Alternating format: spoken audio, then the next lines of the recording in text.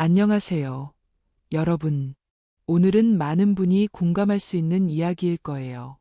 명절이 다가오면 설레는 사람들도 있지만 반면에 스트레스로 미쳐버릴 것 같은 사람들도 있죠. 특히 며느리들. 명절 기간 다른 가족들이 즐겁게 보내는 동안 끝없는 집안일과 싸워야 하는 분들이 있죠. 쉴 새 없이 요리하기, 해도 끝나지 않는 설거지와 뒷정리. 그리고 또 빠지지 않는 것. 바로 스트레스 지수 높이는 가족까지. 명절은 즐거워야 하는데 왜 이렇게 힘든 걸까? 라는 생각이 절로 들 거예요. 가족들은 나 몰라라 하거나 이것저것 참견을 하며 잔소리를 늘어놓거나 결국 자신이 모든 걸 해야 하는 상황에 놓여 있는 며느리들이 분명 있습니다. 정말 속이 터질 노릇이죠? 그런데 한 며느리가 이번엔 정말 다 끝장내겠다는 마음으로 명절을 맞이했다고 합니다. 그녀는 바로 미란 씨. 오랜 시간 명절마다 명절 준비부터 음식 준비, 설거지, 청소 등 모든 것을 독박 쓰면서 참아왔지만 이제 그녀는 더 이상 참지 않기로 결심했습니다. 과연 그녀는 어떻게 그동안 참아온 억울함을 풀어냈을까요? 그 사연 한번 들어볼까요? 안녕하세요. 저는 이미란이라고 합니다. 어느덧 결혼한 지 30년이 넘은 한 집안의 며느리죠. 명절에 시댁 가는 거 저에겐 정말 힘든 시간이었어요.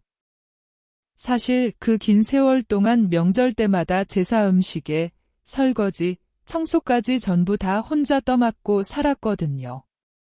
결혼 초기에는 남편은 도와준다며 같이 한다면서 의욕이 넘쳤고 시어머니도 고생한다며 고맙다고 했죠. 하지만 시간이 지나면서 제사 준비, 명절 음식, 청소, 설거지까지 다 제 몫이 되어버렸어요. 그렇게 해마다 명절이면 집안일을 떠맡고 스트레스만 쌓여갔죠. 처음엔 내가 참아야겠다 싶었죠. 그래도 가족이니까. 그리고 명절이니까. 그때마다 그냥 참고 또 참았어요. 명절이 지나면 피로가 쌓여서 몸과 마음이 모두 지치고 심지어 지난 명절에는 속이 답답해서 병원에 가기까지 했습니다. 의사는 화병이라고 하더군요. 올해 명절, 또다시 같은 일이 반복될 거라는 생각에 저는 한 달 전부터 속이 타기 시작했어요. 내가 이 집종이야?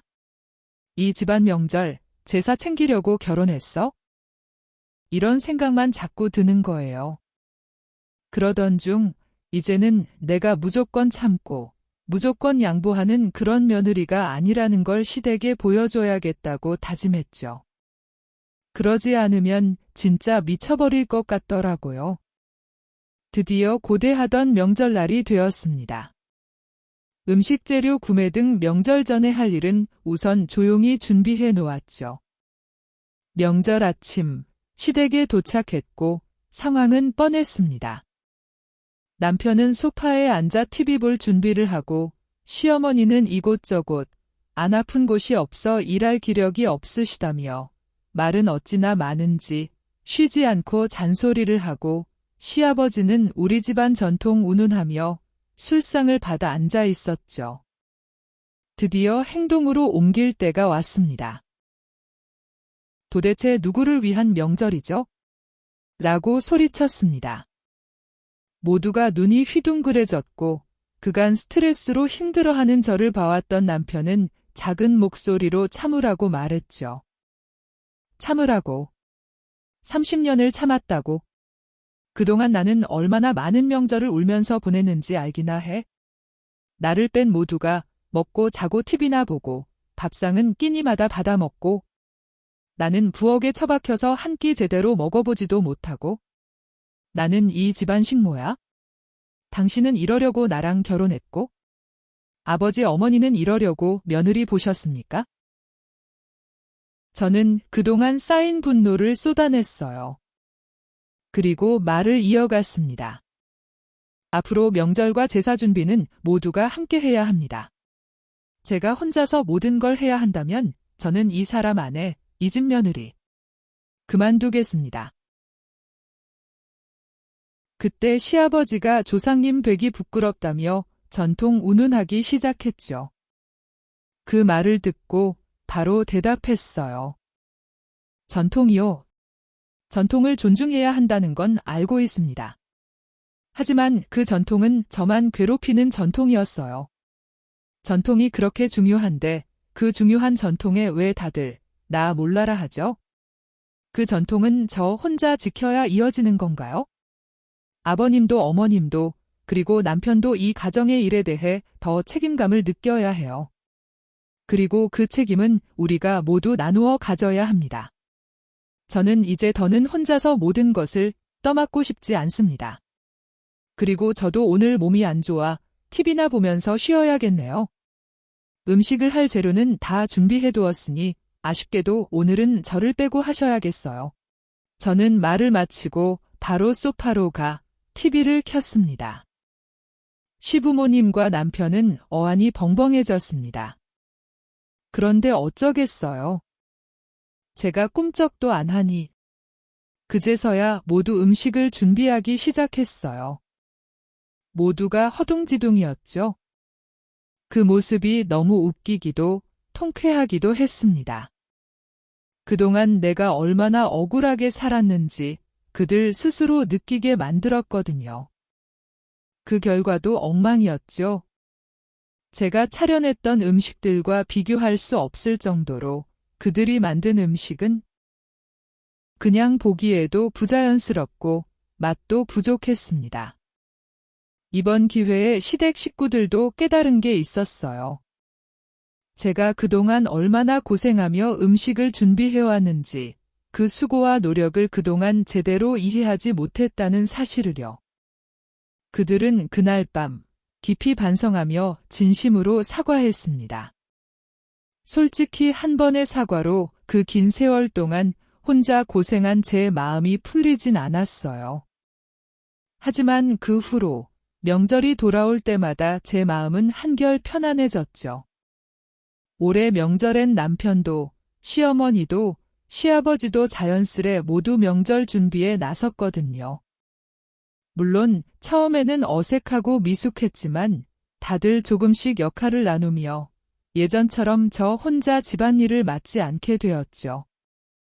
물론 여전히 완벽하게 집안일을 분담하는 건 아니었지만 명절 때마다 쌓였던 화와 불만을 터뜨리고 변화하는 모습을 보니 한결 속이 시원해졌습니다. 여러분도 혹시 저처럼 억울한 상황에 처해 있으면 그냥 참지 마세요. 내가 말하지 않으면 아무도 나의 고충을 알지 못합니다. 아니면 알고도 모르는 척할 거예요. 그러는 게 자신은 편할 테니까. 우리 며느리들. 이제는 자신의 마음을 솔직하게 표현하고 스트레스 없는 명절을 보내시길 바랍니다. 정말 속이 확 통쾌해지네요. 사연 보내주셔서 정말 감사합니다. 여러분, 명절 때 꼭 기억해야 할 건 나도 중요하다는 거예요. 나도 한 사람으로서 존중받을 자격이 있고 내 기분과 내 의견도 중요하다는 걸 잊지 마세요. 그동안 억지로 참았던 부분들, 이제는 좀 더 솔직하게 이야기해보는 것도 중요합니다. 물론 그런 말들을 꺼내는 게 부담스럽고 또 갈등을 만들까봐 두렵기도 하죠.